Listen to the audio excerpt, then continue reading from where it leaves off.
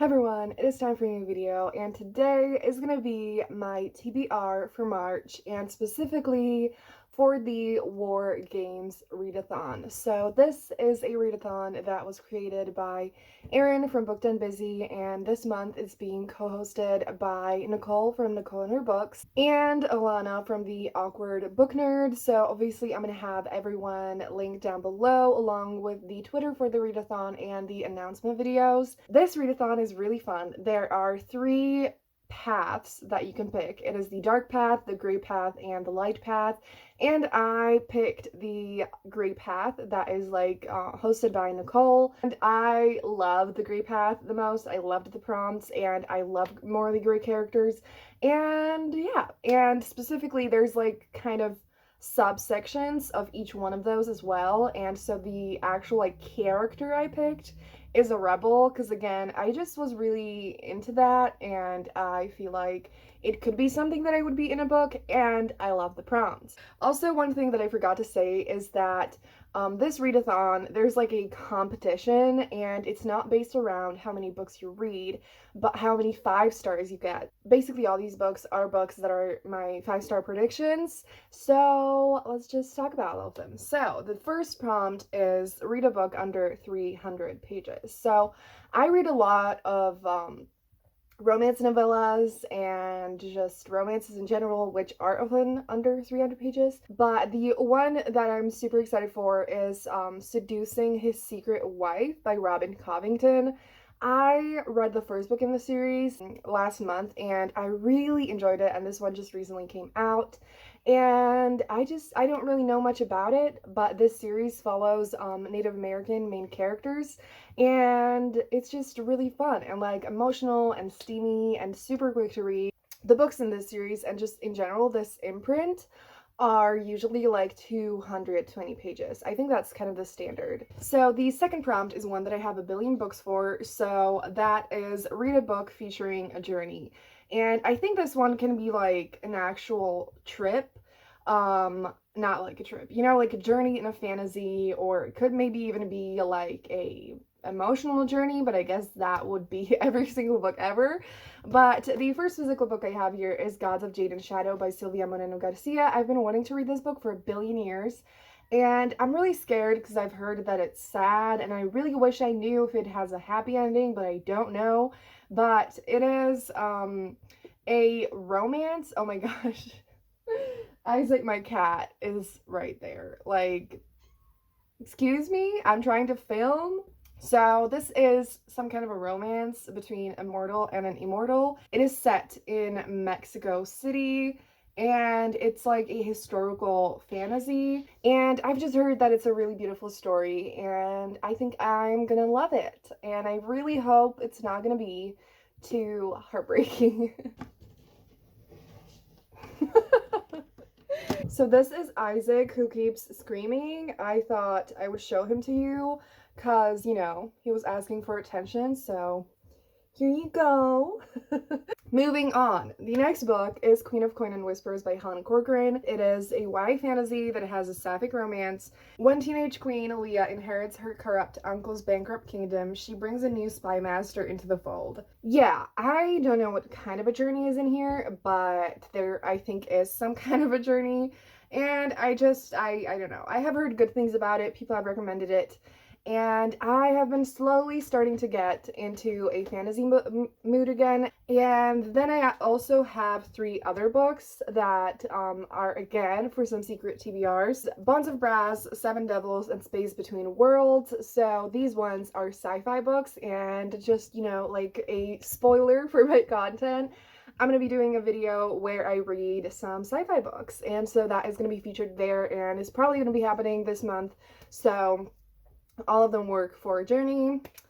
And yes, so moving on to the third prompt, I have read a book with found family. This I feel like is just the best trope ever. And like, who doesn't love found family? And I do actually want to go on a look for like more found family books, because I feel like it's my favorite trope, but I haven't read as many as I would like. But I do have two books here, and the first one especially I'm super excited for, and that is The Long Way to a Small Angry Planet by Becky Chambers. So this book came out in 2014, and I've been hearing a few people talk about it, and Nicole in her video actually directly said this book, and I'm pretty sure it's the only book that she mentioned in that whole video. I was like, this is a sign. And so I checked the book out on Goodreads, and like so many people that I follow, not only Nicole, but like so many other people like Riley Marie and Fudwa and just Jessie from Bow Ties and Books, and just so many people have given this book 5 stars, and I forgot what it's about. I'm pretty sure it's queer and found family sci-fi things, and everyone says that it's super beautiful. Riley said, this book was definitely unlike anything I have ever read before. It is a sci-fi about the crew on a spaceship called the Wayfarer, but don't go into this book expecting an action-packed space adventure. This is a completely character-driven book that explores gender, sexuality, race, and politics in the most beautiful way. So if you don't know my reading taste, I'm an extremely character-driven person, and especially in the past, like, year, I have not given the slightest fuck about plot.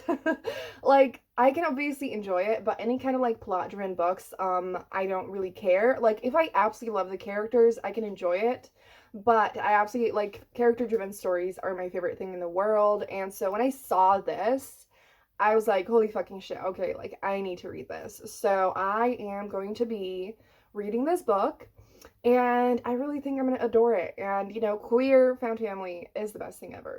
The fourth prompt is read a book that is a part of a series, and so for that I actually have, now that I think about it, I have 3 more physical books that I haven't said that I feel like count for the other prompts as well, but I might as well go through them now. So the first one is Legendborn by Tracy Dion.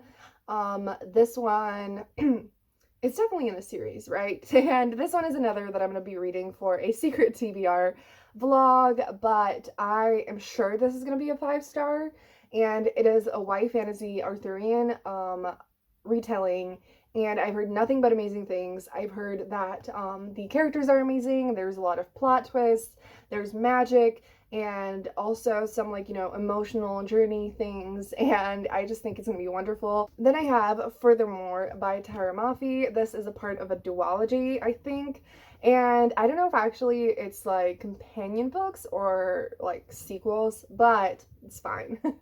I'm pretty sure this might also be another journey book, and I only know that this is a middle grade fantasy. It kind of like has like a fairy tale vibe to it, and it says, a place so full of enchanting beauty and topsy-turvy adventure, it even calls to mind Wonderland and Oz, and bursting with color and heart and humanity. And the next book that I have, the last one for this prompt, is Blood and Honey by Shelby Maherin. This is a book that I'm nearly completely sure will be a 5-star, and it's the sequel to Blood and Honey? No, that is this book. To Serpent and Dove. And there's like the first book, there's a marriage of convenience, there are witches and magic and different things, and I just adore the main characters. I love the romance so much, and just like I started this book and I didn't get very far, but I started tabbing it, and already like in the beginning I had 3 tabs, and the main character, Lou, is just such an iconic heroine. Like, she's just so funny and, like, sarcastic, and I love her, and just, I cannot wait to read this book. The last prompt is read a graphic novel or manga. The one that I'm going to say now is Avant-Garde's Volume 3 by Carly Usden. So I absolutely love this series. The first 2 books were 5 stars for me. I'm pretty sure this is also going to be a 5-star for me. And they're available on Scribd if you have that. And I have been getting really sick of reading ebooks of graphic novels because my eyes just struggle a lot. Like, the letters are super tiny, and in Scribd you can't like zoom in on them, and in Kindle it's sometimes really weird as well. And so please, if you have any places that you know where I could buy graphic novels from, like in Europe, please let me know, because where I live in the bookstores, there's no chance, there's literally nothing, and Yeah, plus like ebooks of graphic novels are pretty much the exact same price that the physical books are, so like, you know. But I do think I'm gonna read this one. I do want to buy the entire series again because I'm pretty sure this is the last volume, so I originally wanted to get it physically, but then I thought it would be best to get the whole thing physically, so I just think I'm gonna read it now. And then at some point, I'm gonna just get it physically and reread it. So, yes. So, this series follows a group of friends who are on this basketball team, and honestly, it's also fan family. So, if you're looking for a graphic novel or like a contemporary setting with a fan family, absolutely recommend this one. Again, it's queer fan family and there's a sapphic romance and it's just super cute, super chill. I love the art. It's really like pastel colors, colorful. Do you think I want to like look for other graphic novels that I could read? But I have yet to figure that out. And again, like it's enough for now. But yeah, I'm super excited for all these books. I do think that for once I might actually like kind of at least a little bit stick to my TBR and read them because I think all these books are going to be amazing. And yeah, so stay tuned for the vlogs that are coming for this readathon and all the other reading vlogs that I have planned. There's a lot I have planned for this month. So subscribe if you want to see all that. Check out all the hosts and everything. And do consider participating in this readathon because it's super fun. I love whenever there are like different paths that you can pick from. And I just think it's going to be amazing, and follow everyone and everything. And yeah, so if you made it this far in the video, leave a knife or sword emoji down below. And thank you so much for watching. Have a great day, and I'm going to see you soon in another video. Bye!